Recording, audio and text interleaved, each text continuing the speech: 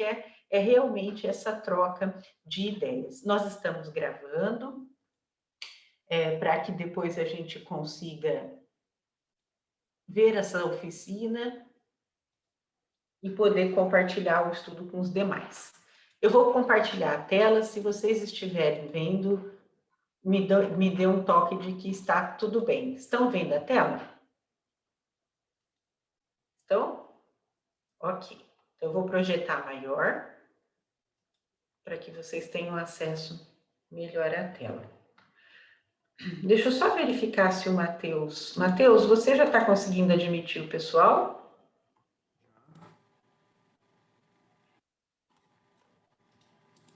Estou admitindo. Matheus? Então tá. Então eu vou cuidar da apresentação e vou deixar as admissões com você, tá bom, amigo? Ok. Então, o tema da nossa oficina é fidelidade doutrinária na comunicação e na evangelização, com a proposta desse encontro estadual de lançar redes e sementes. Então, lançando as redes ao entorno de nós, para o quê? Trazermos pessoas ao conhecimento da doutrina espírita, fiéis a Jesus, fiéis a Kardec, lançando essas sementes desde a evangelização, quando chegam a nós de bebês a crianças nas mais diversas idades. E também como comunicadores para que nós possamos cada vez mais comunicar a doutrina espírita e o evangelho de Jesus, fiéis aos princípios que nos são passados. Dentro dessa proposta da fidelidade doutrinária, nós temos esse preceito trazido pelo Dr. Bezerra de Menezes, do amor de Jesus sobre todos e a verdade de Kardec para todos. Então, Jesus veio exemplificar para todos nós como amar.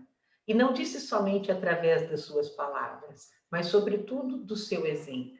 Mas Jesus também falou por parábolas, e muitos não o compreenderam. Daí a razão de Kardec trazer essa verdade, sendo então a chave que abre a porta. Mas para isso, nós vamos fazer uma reflexão inicial com todos vocês. Eu vou projetar uma frase com a seguinte dica: a frase está correta. Não falta nenhum tipo de pontuação. Vou passar a frase, vocês terão um tempinho para pensar sobre ela em silêncio e depois nós vamos pedir a participação de vocês. Leiam a frase em silêncio e pensem sobre ela. Identifiquem mentalmente qual é o verbo dessa frase.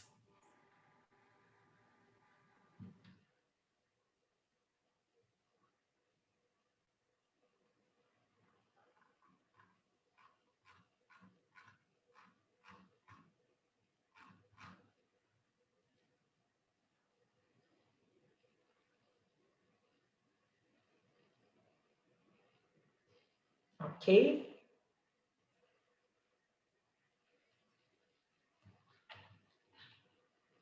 Acho que nós já podemos conversar sobre. O que é que vocês identificaram nessa frase? Como que vocês compreenderam ela?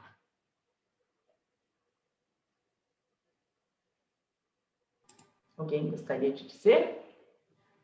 Pessoal, podem abrir o microfone para a gente dialogar. Ficou estranha, porque é um navio português, entrava no porto português, agora o navio português não deu muita compreensão disso aí, não. Não?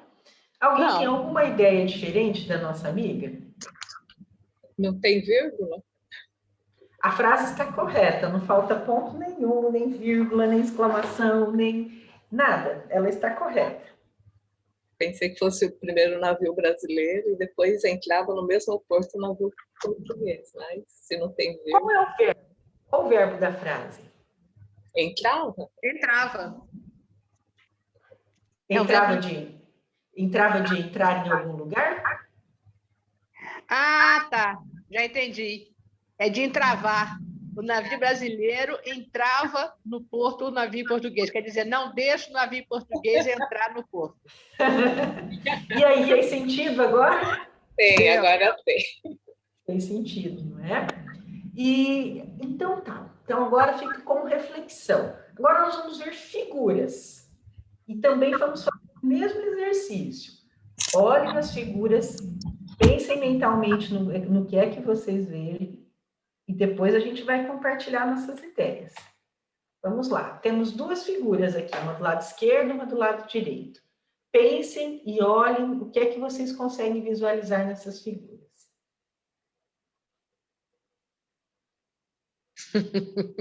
É muito legal. Quem gostaria de compartilhar o que é que viu aqui na figura do lado esquerdo? Uma mulher com um casaco de pele, Uhum. mas também tem algo mais.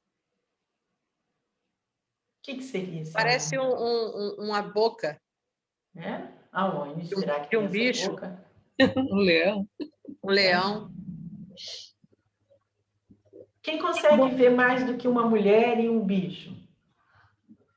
Eu vejo também, bom dia, uma jovem senhora e uma senhora já de idade, né? Uma pessoa mais madura. Isso. Aham. Isso eu também vejo. Então tá. Então nós temos aqui opiniões de uma mulher mais jovem, uma mulher idosa, um animal. Tem mais alguém? Eu vejo as duas também, a jovem e a idosa. E do outro lado direito, o que é que vocês veem? Um bebê O bebê, na barriga e um bebê. casal embaixo. E o mar. Olha, muito bom. Então nós percebemos aqui, ó, que nós podemos ver tanto frases quanto imagens de maneira diferente a partir do momento em que compreendemos o contexto, a partir do momento em que colaboramos uns com os outros, nós ampliamos a nossa visão. Aqueles que não conseguiram identificar, ó, eu vou passar o mouse. Aqui nós poderíamos ver, então, a face de uma mulher jovem, olhando de perfil. E aqui, ó, uma senhora idosa, que seria a bruxa dos desenhos, o nariz pontiagudo, o queixo projetado, a boca, os olhos. Algumas pessoas enxergam aqui também um leão, como se ele estivesse engolindo a cabeça dessa jovem. Mas também já tivemos participações diferentes no sentido da pessoa ter visto uma águia. Esse desenho da direita ele é mais fácil, né? Que a gente já vê logo um bebezinho aqui, as mãozinhas dele, os pezinhos, o olhinho, a boquinha e etc. Com isso, nós podemos pensar que as pessoas só veem o que elas estão preparadas. Mas o que isso tem a ver com a nossa vivência? Qual é a relação daquelas frases e daqueles desenhos com o tema da oficina Fidelidade Doutrinária? O que vocês pensam? Que cada um de nós apreende os conhecimentos num tempo determinado. O que mais? Tem a questão da interpretação também. A interpretação do texto doutrinário, ele pode ser fiel à doutrina, ou eu posso também fidelizar aquilo que eu trago como verdade, que nem sempre é a fidelidade doutrinária. Uhum. Então, isso é muito importante para que nós consigamos entender que se Jesus é a porta e Kardec é a chave que abre essa porta, como nos orienta Emmanuel, é importante que nós sejamos fiéis à doutrina espírita trazida por Allan Kardec e ao Evangelho de Jesus, para que nós sejamos bons evangelizadores e bons comunicadores, ou bons orientadores da área de estudo, palestrantes e etc. Que nós nos esforcemos cada vez mais para que sejamos fiéis e assim passemos um conceito seguro e não aquilo que eu acho, não a minha verdade, mas a verdade que liberta, como Mateus nos trará no segundo momento da nossa oficina. É importante pensarmos, como nos orienta Allan Kardec, no Evangelho segundo o Espiritismo, que fé inabalável só o é qual? Fé inabalável só o é a que pode encarar frente a frente a razão, em todas as épocas da humanidade. Então, a partir desses preceitos trazidos por Emmanuel, de que Jesus é a porta, Kardec é a chave, de que a fé inabalável só é a que pode encarar frente a frente a razão em todas as épocas da humanidade. Nós pensaremos agora como os fatos da vida cotidiana e a fidelidade a Jesus e a Kardec pode nos orientar a dar uma explicação mais consentânea aos nossos evangelizandos e àqueles que são os destinatários da nossa comunicação. Como consolar? Como instruir? Fiéis a Jesus e a Kardec. Vamos projetar, então, imagens e fazer um exercício de raciocinar que essas imagens são acontecimentos do nosso dia a dia e que nós, enquanto evangelizadores ou comunicadores, vamos nos deparar com aquela situação e seremos convidados a explicá-la à luz da doutrina espírita. Nós separamos duas imagens que têm a ver com cada uma das 4 partes de O Livro dos Espíritos. Então, a primeira parte, as causas primárias, a segunda parte, do mundo espírita ou do mundo dos espíritos, a terceira parte, das leis morais, e a quarta parte, das esperanças e consolações. Então, com esse enfoque, nós olharemos essas figuras imaginando que nós estamos passando por aquela situação naquele momento. Então, nós vemos aqui uma imagem projetada. E nós vamos ter a pergunta ali de uma criança na evangelização, do que é isso? Ou ela pergunta, que imensidão é essa? E aí a gente pensa lá na primeira parte de O Livro dos Espíritos, o que é Deus? Deus é a inteligência suprema, causa primária de todas as coisas. Mas se eu olho para essa figura, sem que a gente tenha ali o cuidado, o zelo doutrinário, eu posso cair num conceito do achismo, como trouxe o nosso Fred, e não na verdade, e não no que traz a doutrina espírita para nós. Se eu vejo essa imagem, o que é que eu penso? Se uma criança me pergunta, o que representa tudo isso? O que vem na cabeça de vocês se a criança perguntar, mas você está dizendo que Deus é essa causa primária? Como que você prova que existe Deus? O que a gente poderia responder para um evangelizando? Se olhar a natureza, né? A natureza, o homem não consegue criar artificialmente. Só mesmo a mão de Deus para criar essa beleza toda. Se você mostra essa paisagem para uma criança, eu acho que ela começa a entender a sublimidade de Deus. Uhum. Então, a gente percebe onde se pode encontrar essa prova da existência de Deus? No axioma, que aplicai as vossas ciências. Não há efeito sem causa.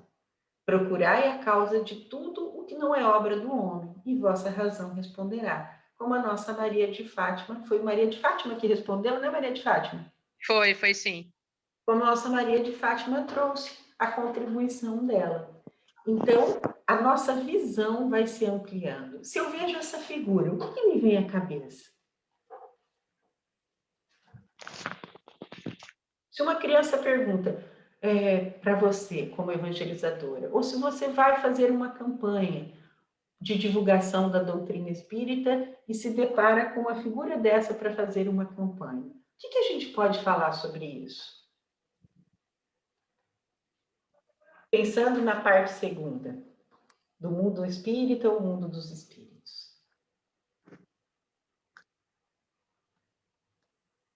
As causas e os efeitos, né, das nossas ações, mas que nós nunca estamos abandonados totalmente.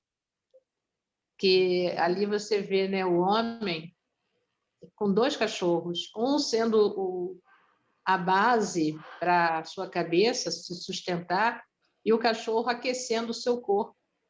Então, Deus está sempre nos oferecendo meios para sobreviver, até através dos próprios animais. E muitas das vezes nós, homens, não temos esse olhar caridoso. Certo. Mais alguma contribuição? Regilaine, Oi. eu vejo o seguinte, a imagem, ela é fixa, né? Então, ela não passa para a gente o contexto. Então, acho que é interessante isso que a Maria de Fátima trouxe para nós, porque, assim, num primeiro momento, é perguntar o que as pessoas enxergam, né? Igual você fez. Perguntar o que enxergamos, porque cada um vai criar um contexto, né? Então, eu vejo assim, que nesse sentido, a gente vê o rapaz, né, deitado com os cachorros, né? E, para mim, passa a impressão de que é uma pessoa que está deitada na calçada, embora eu não saiba se essa é a realidade ou não. Pode ser que ele esteja no quintal da casa dele também, né? Então, cada um vai ter um contexto, né? Cria na nossa mente, a gente cria na nossa mente uma história. Isso que vocês trazem é muito importante, porque a gente cria também de acordo com as nossas vivências, de acordo com as nossas experiências dessas e de outras etapas reencarnatórias. E nós percebemos que eu posso pensar numa situação de injustiça social, por ele estar na rua, dormindo, em situação de rua. Mas em tudo, se eu alio às leis divinas, se eu alio ao conteúdo de Jesus e de Kardec, nós encontramos explicações. Porque todos os espíritos, por pior que pareça a situação, tendem para a perfeição de Deus, tendem para a perfeição.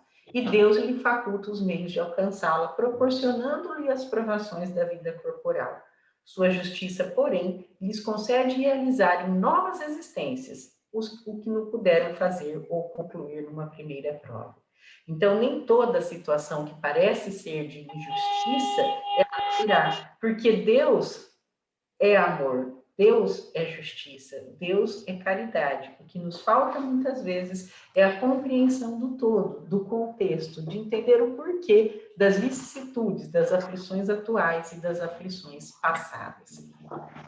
Quando nós vemos a imagem de um tsunami como essa, ou também quando agora da pandemia, muitas vezes pode vir a impressão de que isso não contribui para o progresso, ou de que isso é uma injustiça. Mas nós também aprendemos em O Livro dos Espíritos que tudo tem uma razão de ser, e nada acontece sem a permissão de Deus, nem mesmo os desastres naturais, nem mesmo a pandemia, porque tudo contribui para esse progresso. A vida também nos ensina, e o Espiritismo também explica, qual seria para a sociedade as consequências do relaxamento dos laços de família.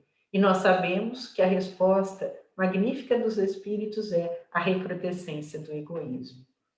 E quando nós vemos essa imagem, o que é que vem à mente? E como nós podemos identificá-la à luz do Espiritismo?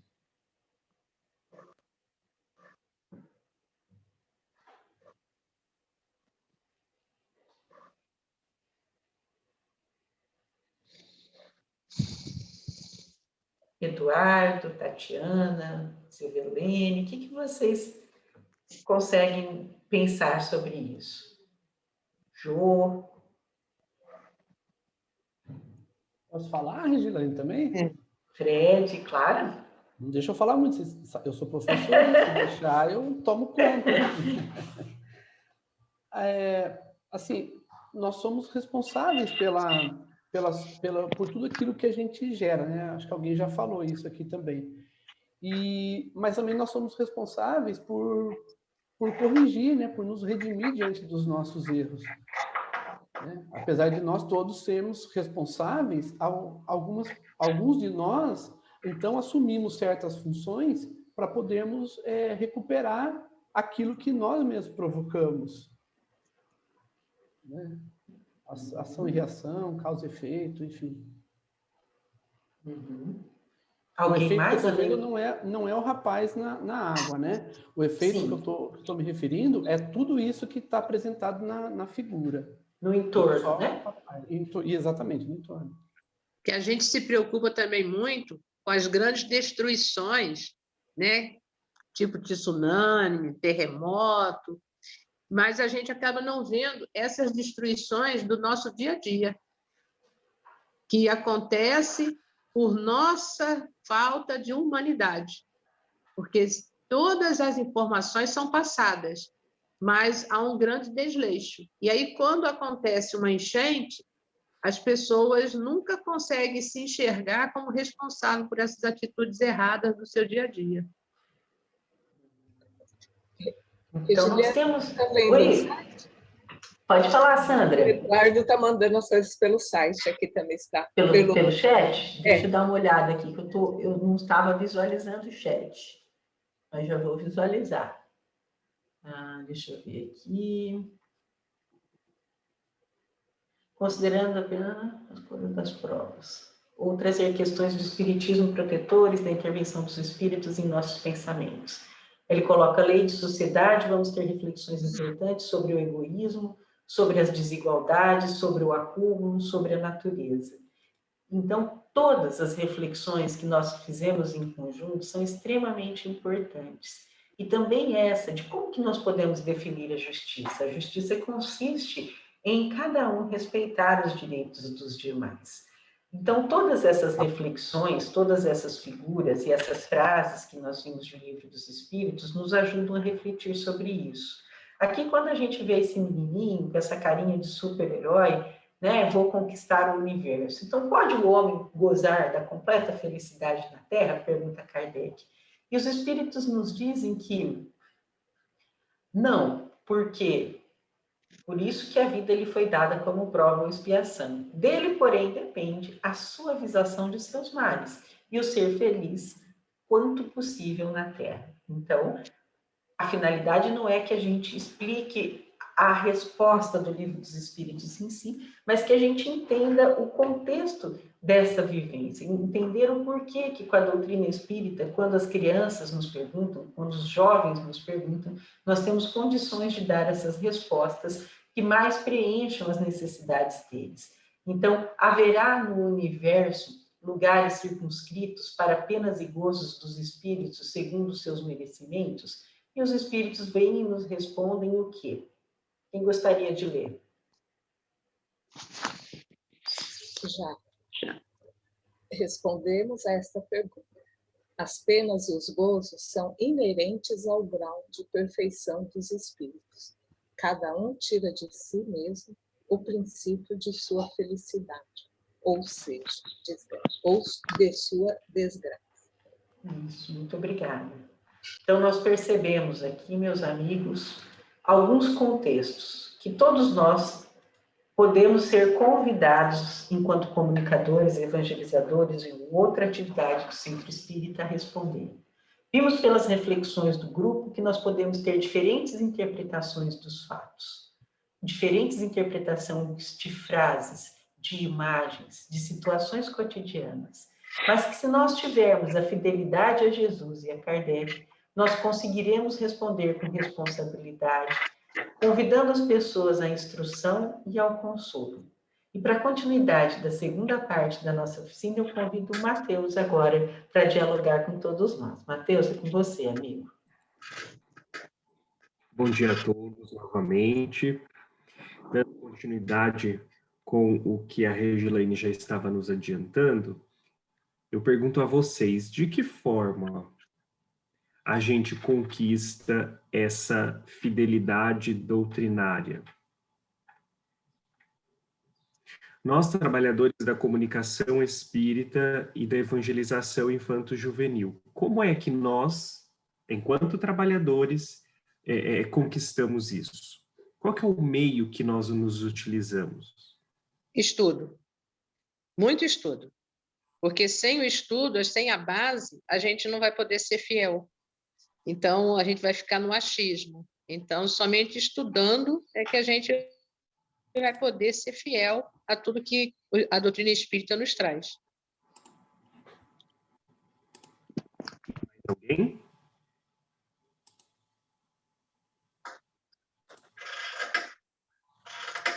É exatamente esse o ponto. Nós só conseguimos ser fiéis à base doutrinária se nós tivermos conteúdo doutrinário, conhecimento doutrinário. E a doutrina espírita nos favorece esse conhecimento doutrinário a partir da obra básica kardeciana. Se iniciou lá em 1857 com a publicação de O Livro dos Espíritos, e esse livro se desdobrou em outros 4, e além da Revista Espírita, de opúsculos publicados pelo codificador Allan Kardec e tantos outros. Hoje ainda temos as obras subsidiárias idôneas de médiuns fiéis aos postulados espíritas, de médiuns que contribuem na transmissão das mensagens mediúnicas de Joana de Ângeles, Emmanuel, Humberto Campos, Manuel Filomeno de Miranda e tantos outros espíritos que vêm nos auxiliar, trabalhadores, a ampliarmos o nosso conhecimento doutrinário com uma questão fundamental, que as nossas comunicações, para que os nossos estudos de evangelização, eles tenham essa base certa. Lembra lá das imagens que a Regilane trouxe no início? Que uns viam uma jovem, outros viam uma senhora, uns viam uma paisagem com um casal olhando um rio, um mar, outros viam um bebê. De evangelização, nos nossos estudos de evangelização, ou nas nossas campanhas publicitárias espíritas, nós não devemos dar margem para várias interpretações.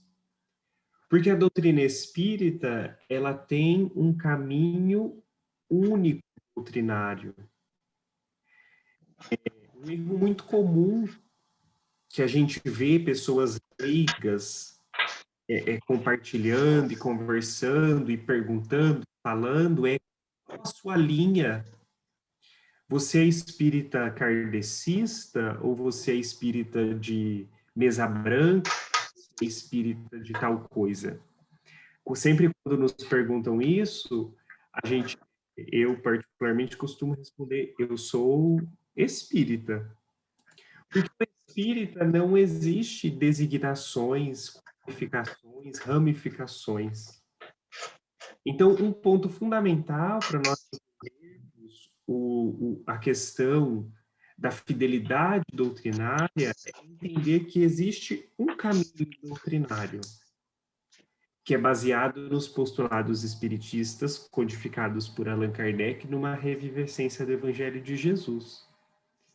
E esses postulados, eles não admitem ramificações, sob pena de de falsear aquilo que já está posto pelos espíritos da codificação.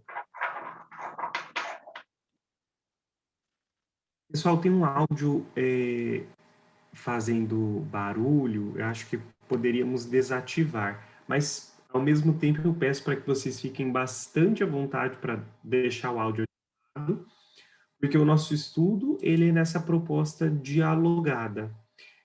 Então, a gente vai falando, vocês vão participando conosco, vão dando as opiniões, vão fazendo questionamentos e apontamentos, e a gente vai construindo o nosso conhecimento. Hoje a gente não vai construir conhecimento doutrinário, mas é para que nós tenhamos conhecimento doutrinário. E qual que é a grande proposta do conhecimento doutrinário para nós? O que vocês acham? Qual que é a finalidade desse conhecimento? O que essa imagem nos traz para auxiliar na resposta?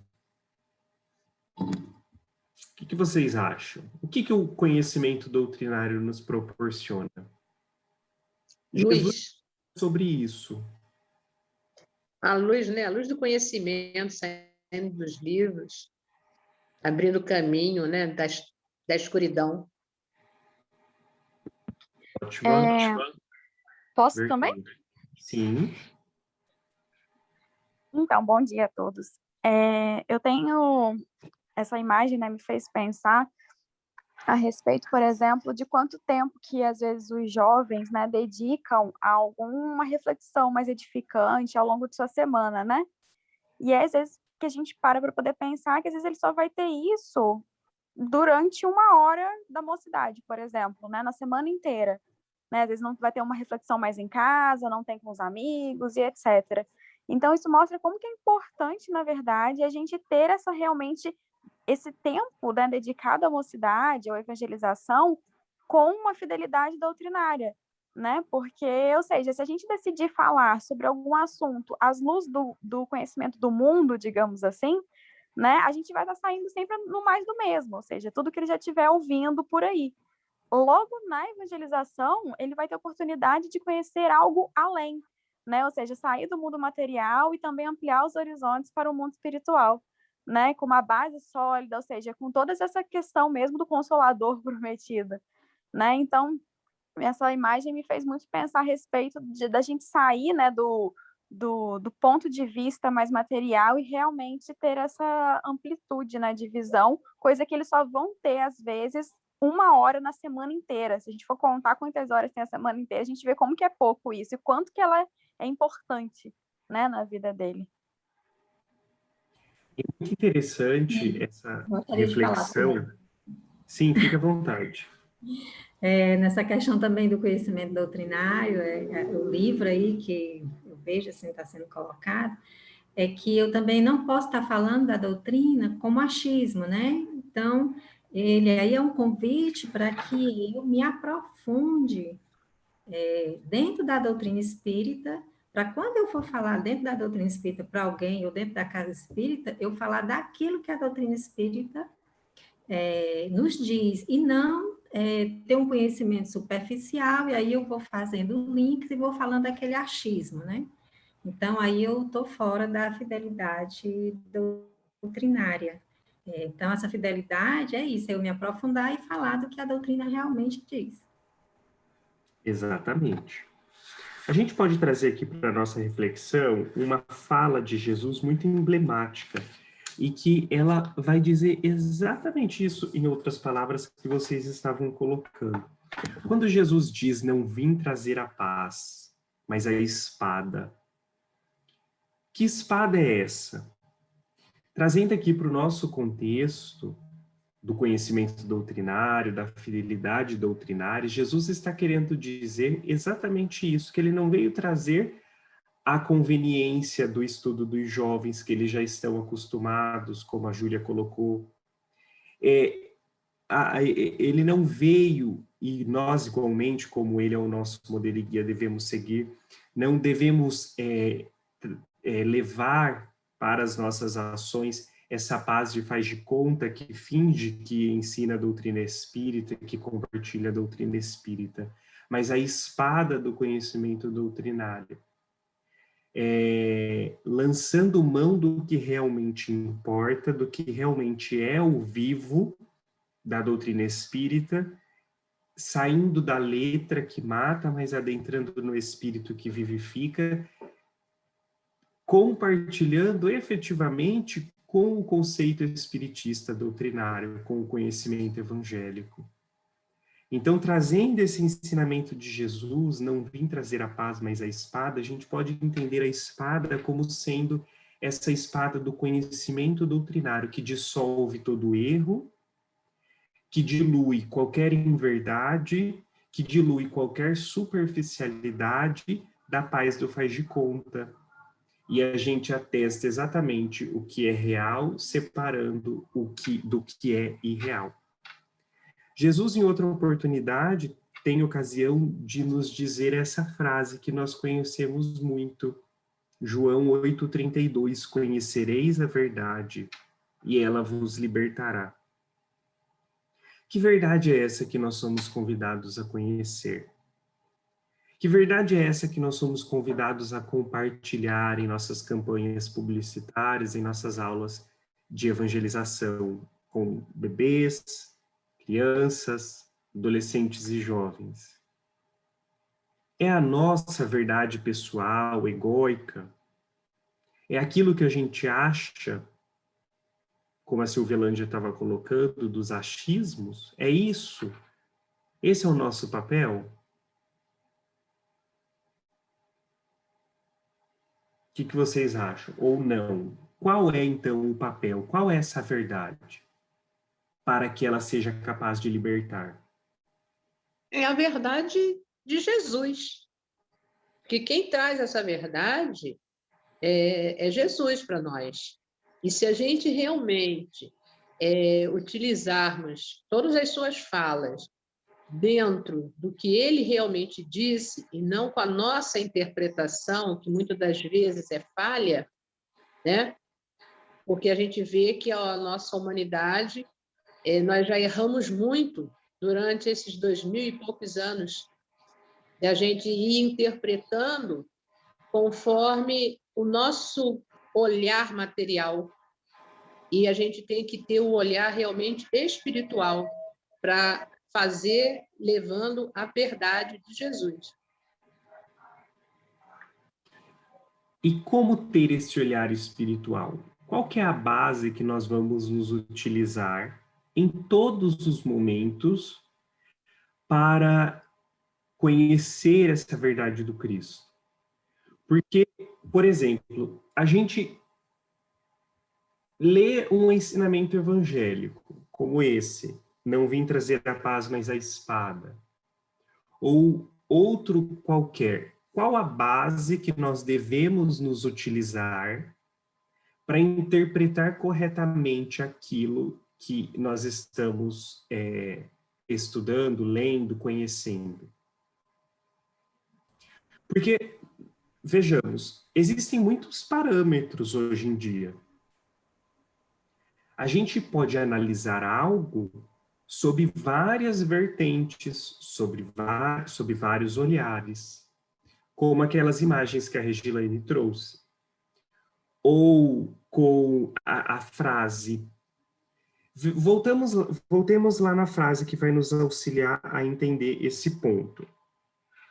Nós tínhamos uma verdade ali. Eu vou voltar lá para facilitar. O navio brasileiro entrava no porto, navio português. A Regilane, quando ela apresentou essa frase, ela colocou: está tudo certo. Não falta vírgula. A frase, ela tem sentido, mas a gente precisa de uma base para entender esse sentido. E aí nós chegamos à conclusão que o verbo, nessa frase que é entrava, ele não é do verbo entrar, mas é do verbo entravar. Qual parâmetro nós utilizamos para chegar a essa conclusão?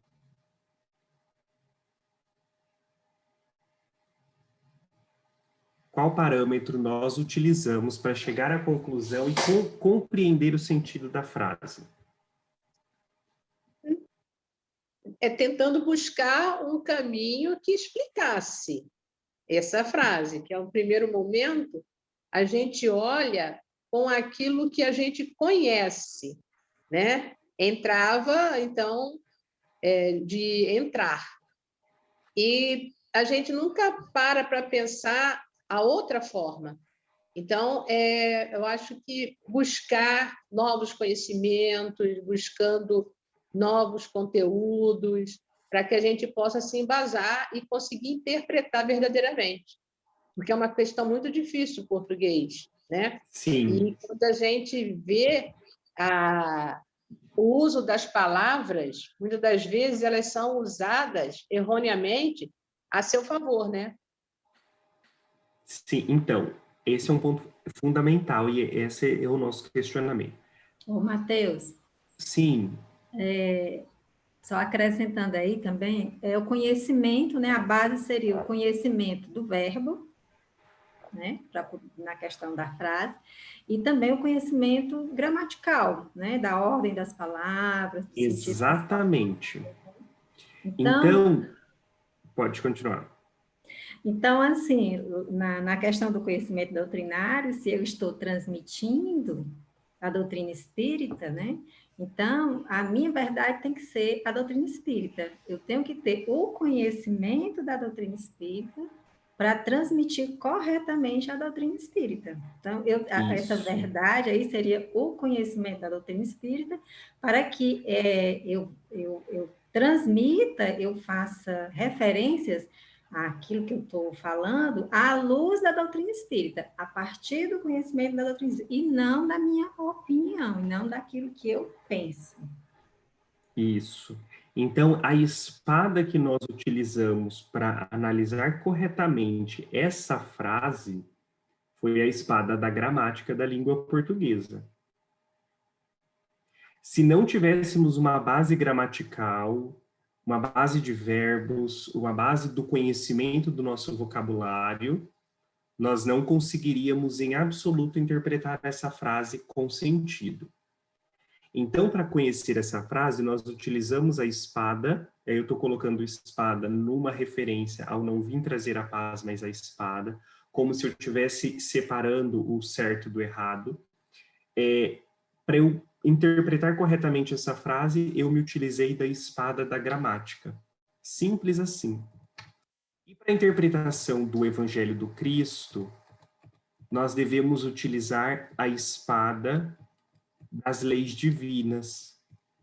Nós podemos traduzir como a espada da doutrina espírita, porque a doutrina espírita nada mais é do que essa proposta de reviver o Evangelho do Cristo, que tem esse propósito de nos traduzir as leis divinas, de nos ensinar a lei maior. Se a gente for olhar lá no Livro dos Espíritos, por exemplo, questão 614, a gente vai ver que o único caminho capaz de nos conduzir à perfeição, ao nosso progresso intelecto-moral, é o conhecimento da lei divina, que existe de toda a eternidade, como o próprio Criador, dizem os Espíritos. Então, não há outro caminho a ser percorrido por nós, nem o da direita, nem o da esquerda, senão o caminho das leis divinas, que é a nossa base, é a nossa espada, é a nossa bússola para conhecermos verdadeiramente o conteúdo que nós estamos visualizando. Então, para saber se algo está adequado, se algo está doutrinário, se algo está com a razão, nós, trabalhadores espíritas da evangelização e da comunicação, devemos lançar mão, devemos nos utilizar do conhecimento doutrinário para dizer com todas as letras se aquilo está adequado ou não à nossa interpretação. Mateus, você me permite? Ponto. Sim, Fred. É porque, assim, tem uma questão que eu queria muito ouvir você, que me incomoda bastante ainda com relação a isso que nós estamos abordando aqui. A questão é a seguinte, por exemplo, se eu ficar somente no... Eu vim trazer na questão da espada, né? Se eu ficar somente nessa parte, eu posso fazer um milhão de interpretações. O que você trouxe para a gente é justamente essa base, né? E essa base, para mim, ela está justamente no Evangelho, o conhecimento do Evangelho, que traz para nós a base para que a gente conheça, para que a gente saiba interpretar sem erros, né? A questão da espada. A doutrina espírita, ela nos traz, às vezes não, e muito, muito comum, na verdade, né? Não é às vezes não, é muito comum, que ela traga para a gente conhecimentos que vão contra aquilo que nós empregamos na nossa rotina, que vão contra aquilo que nós acreditamos como sendo o caminho correto, justamente porque nós ainda estamos aprendendo. E aí o que acontece? Quando nós trazemos esses conhecimentos doutrinários para grupos de estudo, a gente ouve muitos falarem que esse assunto é polêmico, que esse assunto não deve ser levantado, porque senão vai provocar dissensões, gente vai se afastar. Só que a gente está ficando na doutrina, a gente quer trazer a doutrina. Então, para mim, isso me incomoda bastante, Mateus, quando a gente ouve de colegas nossos, de amigos nossos, trabalhadores também, para não trazer esses assuntos porque são polêmicos. E aí, né, aí foge um pouco essa proposta, né, que vocês estão trazendo de forma muito boa para nós, né, e deixa a gente seguro também com relação ao caminhar. Então, qual que é o ponto nesse momento? É seguir o Cristo. Em muitos momentos, o Cristo, ele foi tentado a tocar em assuntos polêmicos. E em todos esses momentos, ele não recusou nenhum assunto. Muito pelo contrário, ele colocava, apacentava e colocava a espada da verdade nos momentos.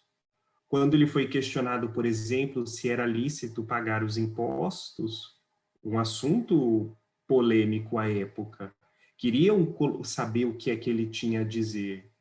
E ele, com muita sabedoria de espírito crístico que é, respondeu adequadamente: dai a César o que é de César e a Deus o que é de Deus. Quando ele foi questionado acerca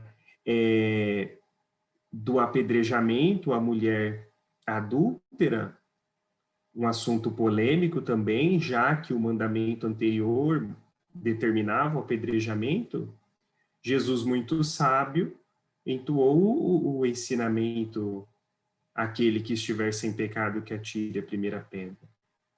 Então, em muitos momentos, Jesus foi provocado nessas situações de assuntos à época polêmicos, e ainda hoje muitos deles permanecem.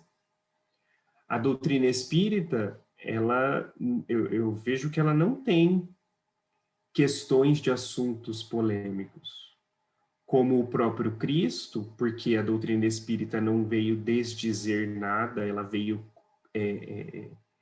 nos relembrar aquilo que ele nos disse e dizer coisas novas: se me amais, guardai os meus mandamentos, e eu rogarei ao Pai que vos enviará um Consolador. A doutrina espírita, ela também tem aplicação em todas essas situações, sejam elas de simples diálogo, discussões, ou sejam elas de complexas discussões, complexos assuntos. Então, a gente consegue aplicar a doutrina espírita numa situação pacífica, como numa situação conflituosa, num assunto mais fácil e num assunto mais complexo. E as nossas instituições espíritas devem ter esse olhar também. É claro que a gente sempre vai buscar balizar todas as situações. Se eu vou trazer um assunto numa aula de evangelização, que eu sei que este não é o momento, porque vai virar, ao invés de instruir, vai gerar uma grande confusão, então que eu não o traga neste momento, ou que eu encontre uma forma de aquele conteúdo de uma forma esclarecedora. Porque, vejamos, Jesus, em todos esses momentos que ele foi provocado, ele apacentava a situação e levava o conhecimento à luz da lei divina.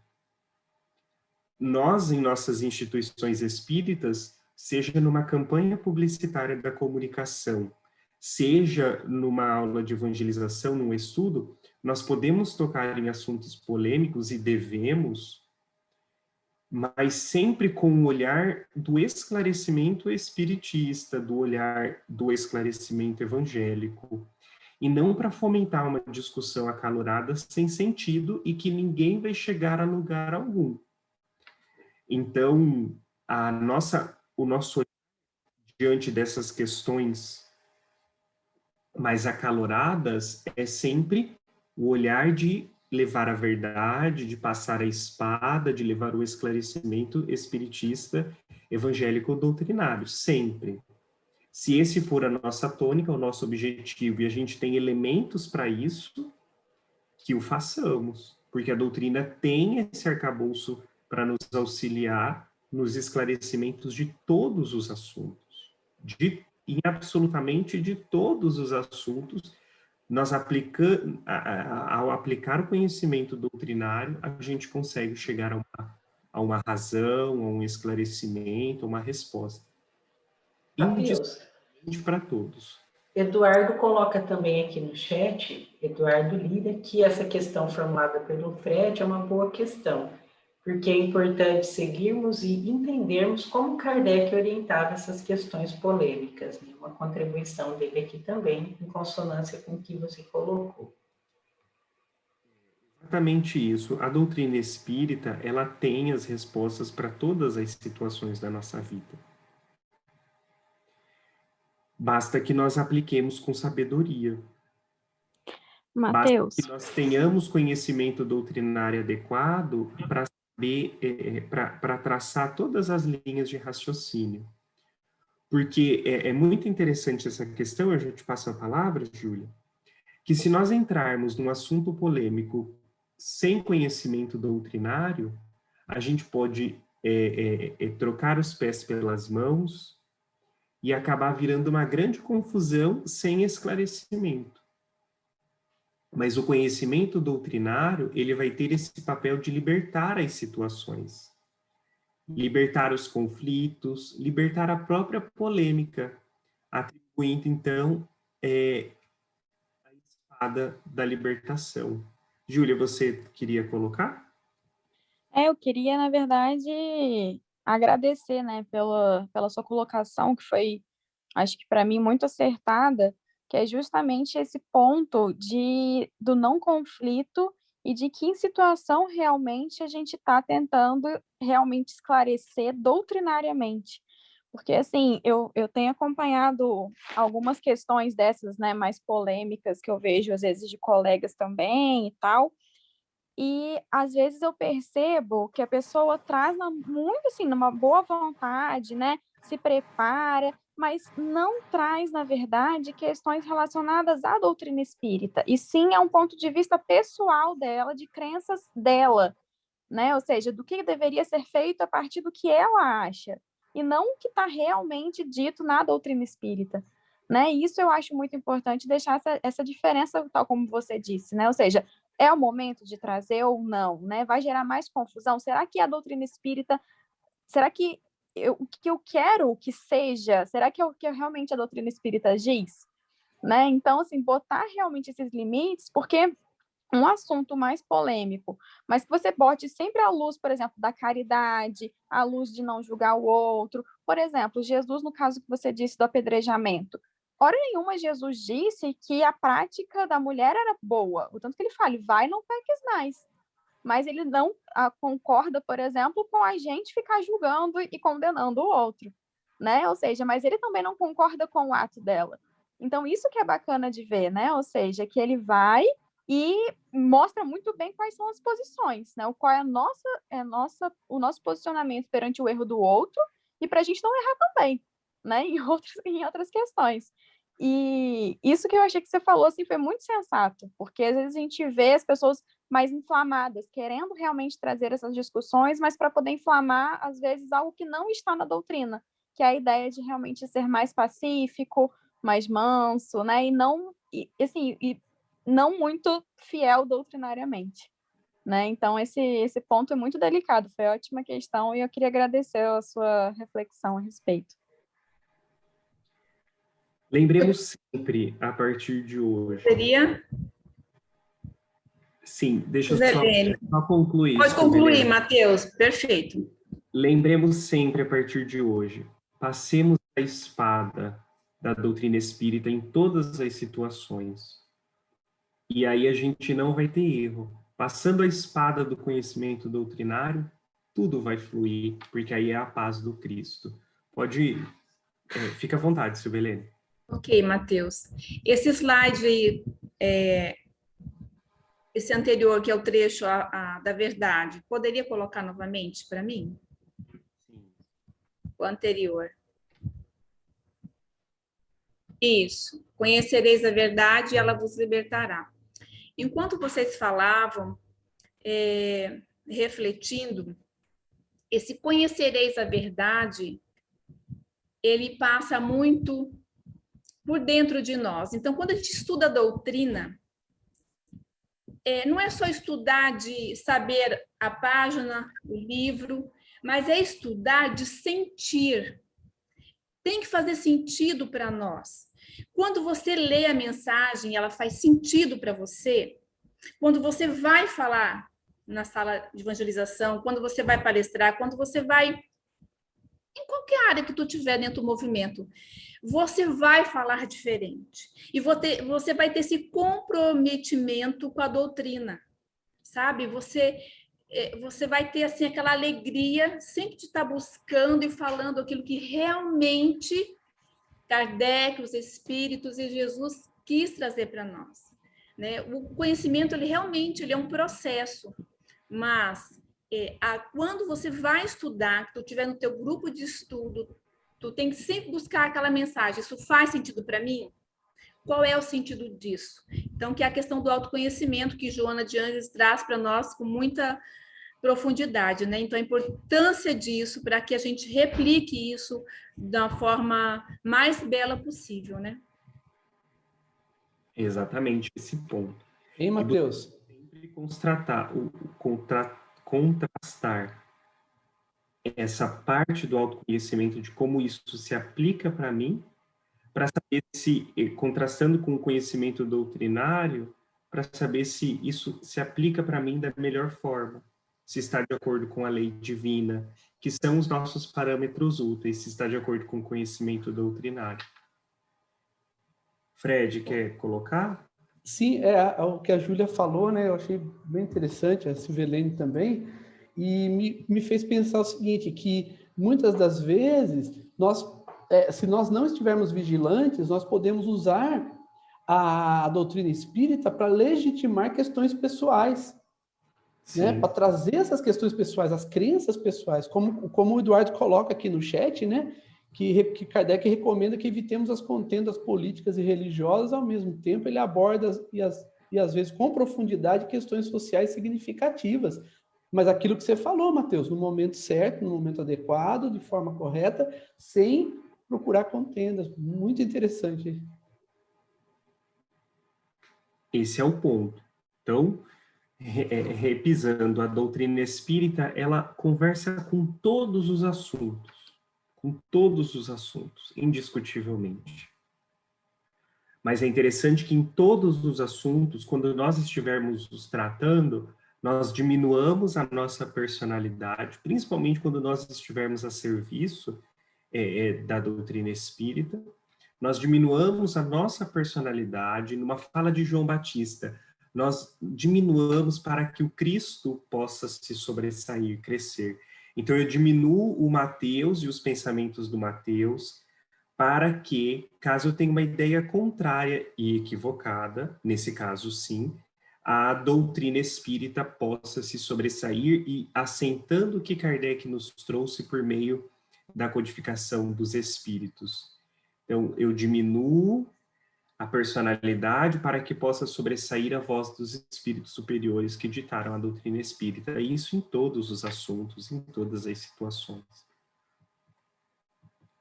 Então, vejamos, com Jesus nos empreendimentos do amor e com Kardec na força da verdade, teremos toda orientação aos nossos passos, todo equilíbrio à nossa conduta. Então, no mesmo sentido de que Jesus é a porta e Kardec é a chave, quando nós utilizamos Jesus e Kardec como parâmetros úteis e os seus ensinamentos como parâmetros, como bases para as nossas ações, para os nossos estudos, nós teremos orientação a todos os nossos passos, a todas as nossas condutas. E tudo vai estar nesse caminho em sintonia com as leis divinas. A doutrina espírita possui os seus aspectos essenciais em configuração tríplice. Que ninguém seja cerceado em seus anseios de construção e produção. Quem se afeiçoe à ciência, que a cultive em sua dignidade. Quem se devote à filosofia, que lhe engrandeça os postulados. E quem se consagre à religião, que lhe divinize as aspirações. Mas que a base kardeciana permaneça em tudo e em todos, para que não venhamos a perder o equilíbrio sobre os alicerces em que se nos levanta a organização. Uma fala muito profunda e importante de Dr. Bezerra de Menezes. Aqueles de nós que temos mais facilidade para a ciência, outros à filosofia, outros à religião. Isso não importa. O mais importante é que nós não separemos esses aspectos doutrinários. Porque são esses três itens, esses três aspectos do tríplice aspecto da doutrina espírita, ciência, filosofia e religião, que dá o equilíbrio, o grande alicerce da doutrina espírita, e da nossa organização institucional. Então, quando nós estamos nas nossas tarefas, e aqui com foco na evangelização e na comunicação social espírita, a ciência, a filosofia e a religião devem fazer parte das nossas ações. E aí, Emmanuel tem a oportunidade de dizer que esse tríplice aspecto, a gente pode visualizá-lo como um triângulo equilátero, com forças iguais. Mas sendo a ciência e a filosofia na base desse triângulo e no topo a religião que nos conduz a Deus, que nos facilita o nosso progresso moral. Mas sendo a base a filosofia e a ciência nos possibilitando também o progresso intelectual. E nessas duas asas do progresso a gente vai crescendo em direção ao infinito, a nossa evolução como espírito imortal. Então não percamos de vista que a base kardeciana permaneça em tudo e em todos, para que não percamos o equilíbrio sobre os alicerces em que se levanta a organização. Amigo, faltam 7 minutos. Faltam 7 minutos para o encerramento dessa oficina. Ela encerra às 11h45. E eu gostaria de saber com vocês, de 11h45, aí vai ter o intervalo depois, né? Até 2h30. Vocês concordariam em a gente ir até meio-dia, ficar 15 minutinhos a mais? Podemos? Ok. Então, Matheus, vamos seguir até meio-dia com a concordância do pessoal. Muito obrigada pela compreensão de vocês. Vamos lá, pessoal. Agora respondendo Matheus, esse questionamento. Sim. Desculpa te interromper. Boa Imagina. tarde, gente. Eu Boa queria tarde. só fechar o raciocínio de uma fala importantíssima que a Silvene trouxe, né? Silvelene. Deixa eu ver aqui o nome dela. Sobre essa importância da gente chegar no último patamar, né? Sobre essa mensagem de Jesus, do Cristo, que é exemplificar, né, que é praticar. Tem uma frase na obra Renúncia, né, de Alcione, que ela nos traz que a mensagem do Cristo precisa ser conhecida, meditada, sentida e vivida. Se a gente não chegar nesses últimos 2 estágios, né, a fim nos penúltimos, de meditar e de sentir, ou seja, de internalizar, a gente não consegue vivê-la. Se a gente ficar nos primeiros patamares, que seria conhecer apenas, né? Ficar só no conhecimento, como ela trouxe, lá no capítulo tal do Evangelho diz assim, no Livro dos Espíritos, na pergunta tal também diz assim, a gente vai entrar dentro das contendas, vamos promover apenas contendas, e como Emmanuel nos traz, a gente, ao invés de ajudar, né, de sermos esses servidores fiéis de Jesus, seríamos, na verdade, os primeiros a atrapalhar a obra. E eu achei isso muito importante, que nós não nos esqueçamos. Um ponto muito importante e uma lembrança bastante interessante do ensinamento de renúncia, né, do livro Renúncia de Emmanuel. Realmente a lição do Cristo, ela não deve ficar apenas nesse aspecto doutrinário, mas ela deve adentrar no aspecto transformacional, né, da nossa transformação interior. Isso é muito importante.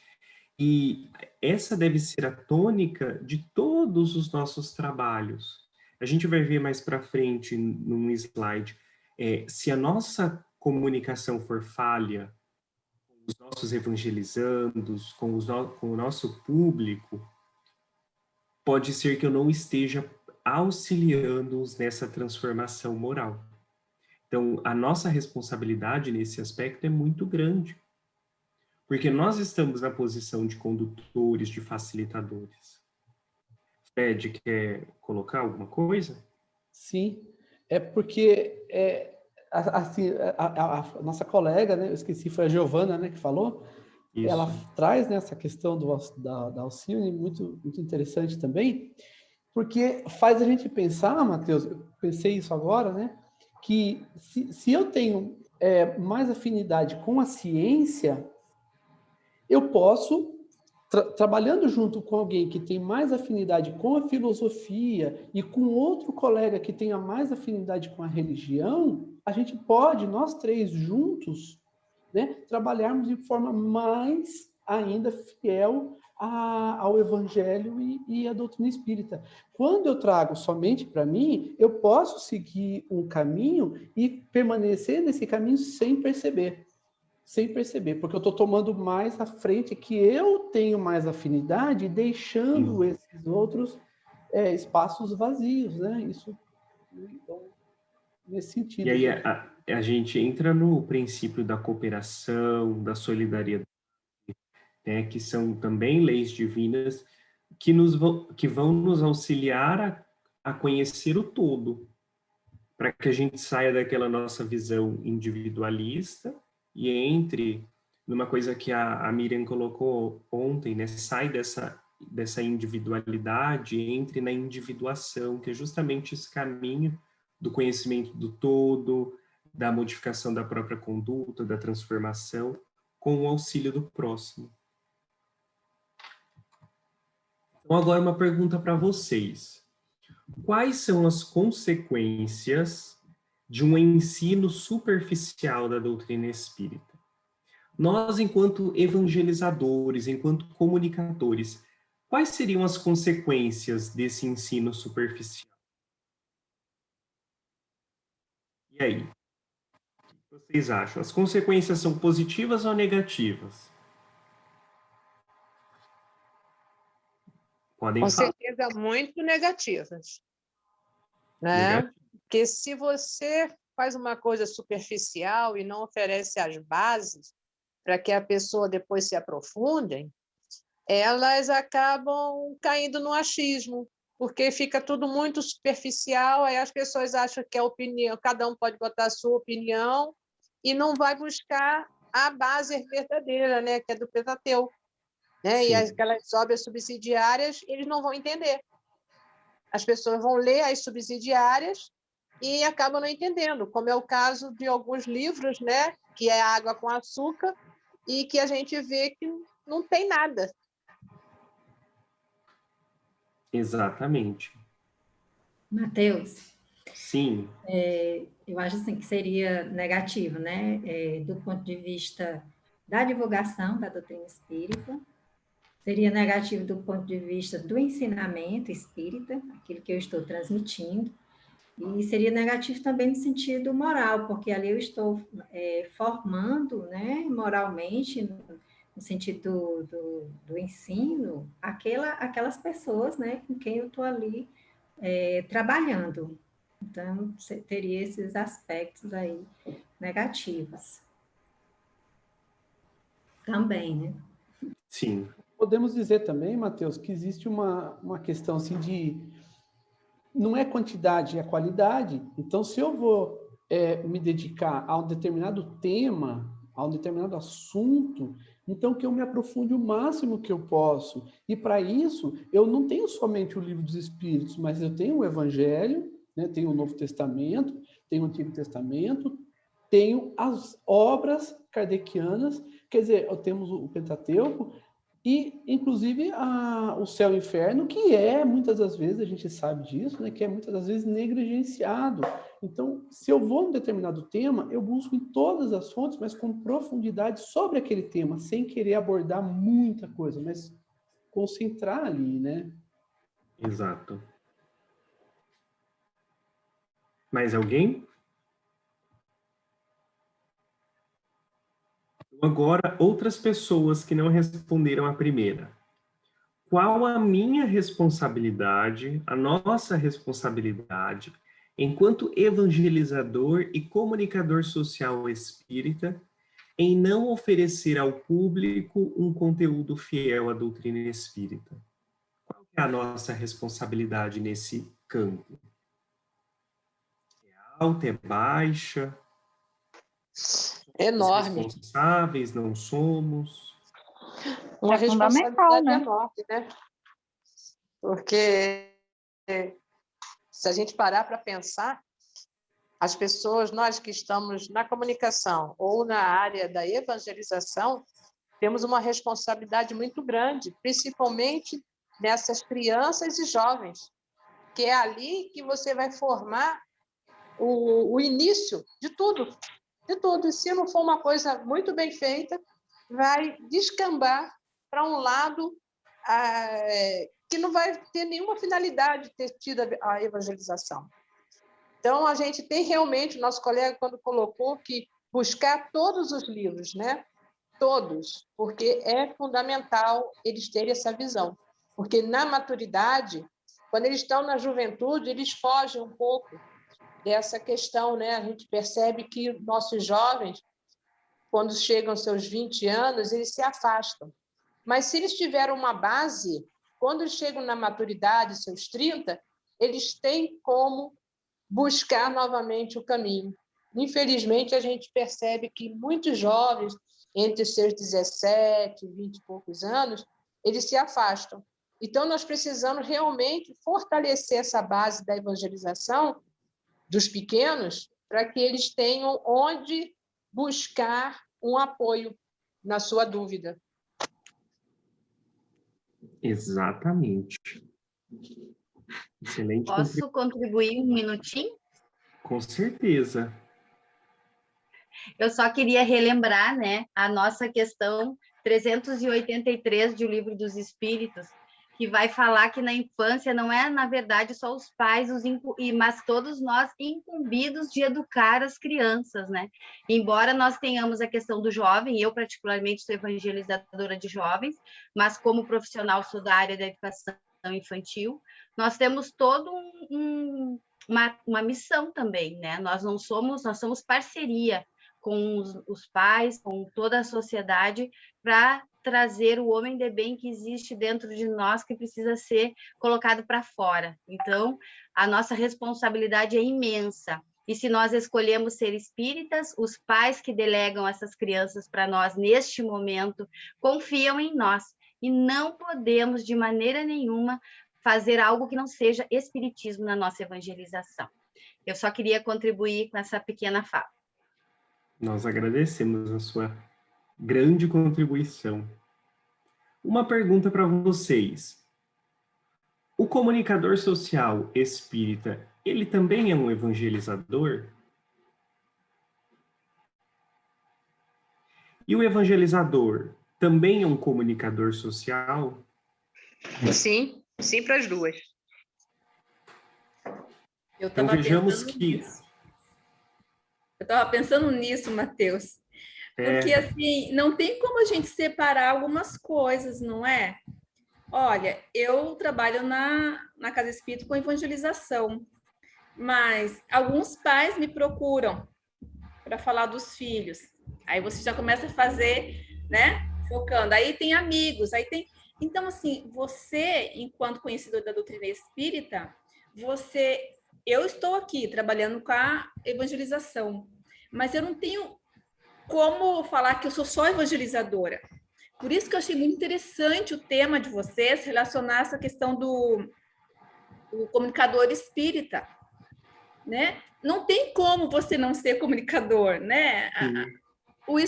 As pessoas te buscam, elas te buscam. Então, assim, você representa a doutrina espírita, né? Por mais que você não queira, você representa. Então, é importante, como é importante isso nós estamos trazendo, estudar, sentir para passar, porque sempre vai ter essa oportunidade, seja com o nosso jovem, com a nossa criança, com o colega evangelizador, onde nós formos.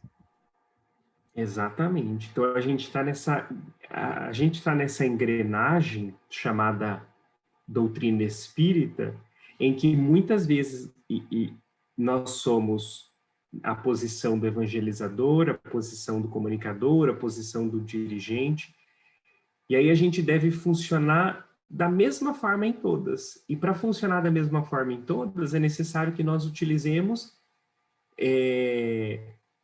do conhecimento doutrinário, porque aí não vai ter erro, não terão equívocos, porque a nossa base vai ser uma só. A nossa base equilibrada, organizacional, vai ser uma só, o conhecimento evangélico doutrinário, conquistado a partir de um estudo muito profundo que nós somos convidados a fazer sempre. Nós, trabalhadores da comunicação, que somos evangelizadores, que estamos levando a doutrina espírita, evangelizador no sentido amplo da palavra, de levar o evangelho de Jesus. Imagine uma campanha publicitária que fala a respeito das virtudes, que fala acerca do conhecimento da vida espiritual, se isso não é uma evangelização. Às vezes, numa rápida chamada, a gente já consegue convidar as pessoas a refletirem. Então, somos sim evangelizadores enquanto estamos comunicando, e somos comunicadores quando estamos nos nossos momentos de evangelização com a criança, o adolescente, o jovem. A nossa comunicação deve ser eficiente, deve ser eficaz, deve ser esclarecedora, senão vamos estar faltando com a responsabilidade que nos cabe. Então, estamos nessa engrenagem, compartilhando um com o outro das mesmas movimentações, das mesmas responsabilidades. E temos muita responsabilidade enquanto evangelizador e comunicador social espírita, em oferecer ao nosso público conteúdo fiel. É uma verdade da qual nós não podemos escapar. Oferecer conteúdo fiel. Porque nós seremos responsáveis por todo o conteúdo infiel, por toda interpretação equivocada que fizerem. É muito interessante uma fala do espírito André Luiz no livro Conduta Espírita. Ele está falando para os palestrantes, mas naturalmente a gente estende para nós também, evangelizadores e comunicadores. André Luiz vai dizer assim, eu estou olhando aqui para cima para ver se eu acho o livro para pegar facilmente, mas não estou olhando. Ele vai dizer assim, que o palestrante espírita, ele é responsável por todas as ideações, as ideias mentais produzidas por aqueles que estão o escutando. Então, se eu estou lá apresentando a minha palestra, e eu falo algo equivocado, e as pessoas idealizam isso também de forma equivocada, eu, palestrante, sou responsável.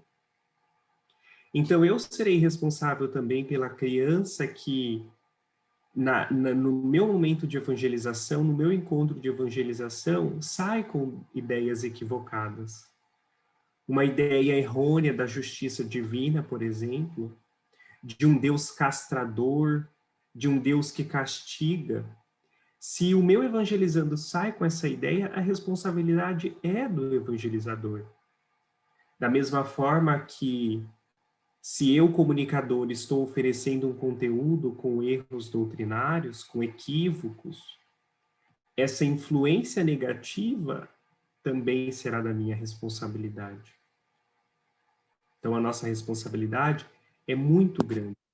E aí vamos entender que um estudo ou um ensino, uma comunicação superficial, não baseada na profundidade da doutrina espírita, ela é capaz de proporcionar a todas as pessoas fé vacilante, compreensões equivocadas, desconhecimento do tríplice aspecto da doutrina espírita, estagnação de ideias e condutas, visão, percepção limitada dos fatos, argumentações baseadas em opiniões pessoais, informação não transformadora e comunicação falha.